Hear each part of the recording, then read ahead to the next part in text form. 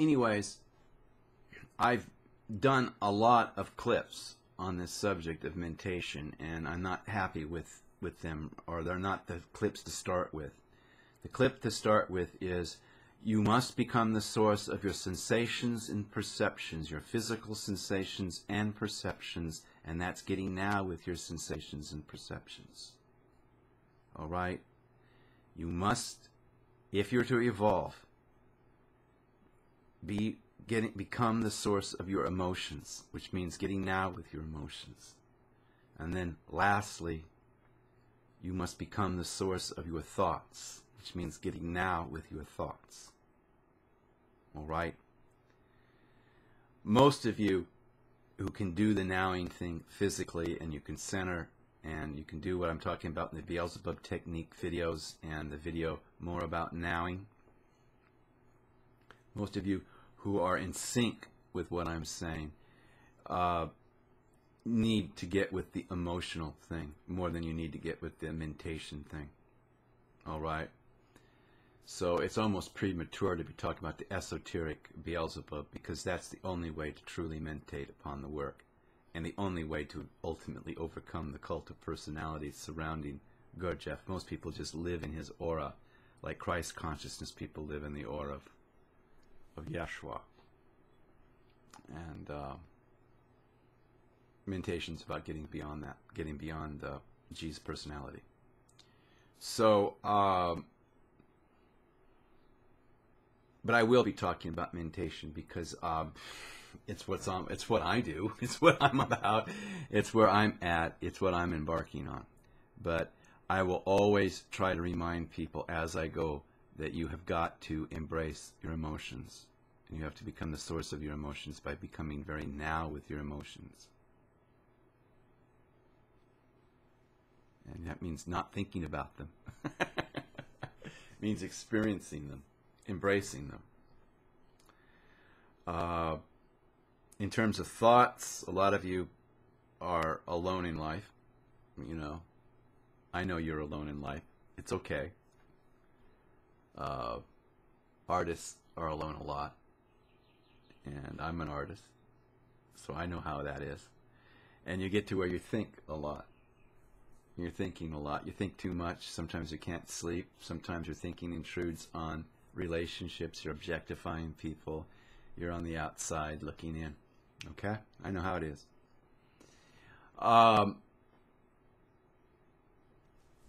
Think of your thoughts as your way of keeping yourself company. And instead of getting lost in those thoughts, try to get in touch in as present tense a way as you possibly can, and only as it comes up. Let me back this up. When you are now and you are here, and that's a real habit, and you've been at it for a long time, and what's going on with you is your nerves are imprinting on something, and there become things that you'll fall back on, that you will experience in a way that's more unpleasant than if you were still as asleep as everybody else. You know, Hollywood's all about zombie movies. The high school kids go to see the zombie movies. You know, if you've seen one zombie movie, you've seen them all. And everybody's wandering around in a stupor. Well, and then there's just a few people going, oh my God, we got all these zombies, what are we going to do? And that's the situation of somebody who's now, he or she is a little bit more awake than all these other people walking in their sleep. And the thing is, you know, for me, I can't take sleeping pills. It will cut off my rapid eye movement, my deep dream state. It doesn't matter whether or not I remember all those dreams. Nobody does. But you're processing so much in that dream state, so much. And those sleeping pills shut that door. Now, for someone who meditates, that's not true sleep.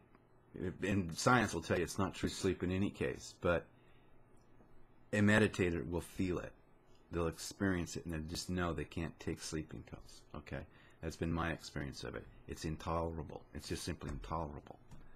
And there are other things like that when you're too much in your thoughts, and your thoughts are really cluttered, there are other people who are not nowing kind of people, And they can be way deep in their heads, and it's okay, because they're asleep. But if you're half awake, and your mind is all cluttered up, you experience that as a barrier, which that other person doesn't. They don't experience it that way. They don't experience it as discomfort. But because you have a wider frame of reference, you are uncomfortable. Oh my God, it's just thoughts. And it's cutting me off from my source. And I don't feel real with this moment. I don't feel like I'm really here. And you experience it as estrangement in a way another person could not, because they don't have that point of comparison.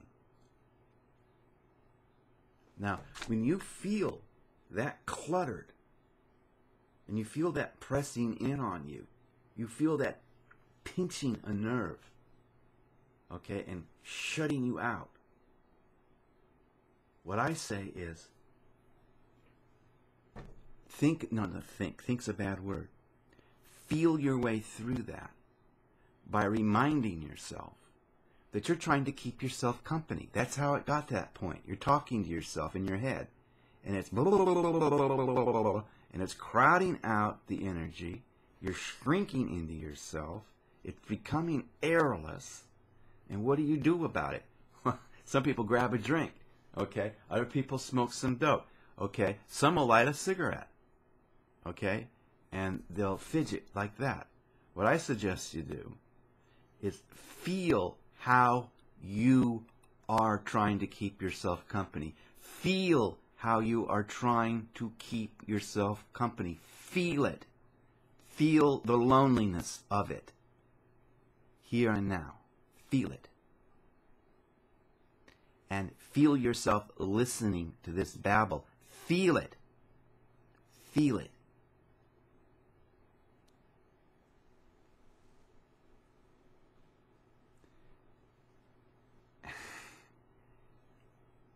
And you'll be much better. Okay? But is it pleasant to experience the loneliness that engenders all that? Well, no, but it isn't as extremely unpleasant as you'd think. Only if you're judging it, only if you're thinking of it. If you're grounded in the now, and you've done a lot of physical nowing, and you've reconditioned your nervous system, you're going to have a wider frame of reference. So when you're feeling the loneliness that creates that mental clutter, when you're feeling it and experiencing yourself consciously, you're feeling need to keep yourself company. Something will just simply thaw. Something will begin to melt. And you'll be more open. Okay? And it's like anything else. It has to become a kind of a habit. It has to become something that you can fall back on, something you take into your walking meditation. Walking meditation is excellent because you can't shut your eyes and go off into dreamland when you try to escape all these issues. Okay? So anyways, that's my recommendation. And before I talk about mentation, and as I talk about mentation, I will always have something to say about being now with your feelings, because that's where it lives for almost everybody who can. If you can physically now, you have to take the next step toward emotion, and then beyond that, there's mentation and the study of Kabbalah, as according to the Book of Genesis, the Song of Songs, the Sefer Yetzirah, the Book of Lies, and Beelzebub's tales to his grandson. They're all different. They're all distinct. But it would be a boring world if it was all just one type of meal we're preparing. Okay? We're dealing with different types of cuisine. Peace.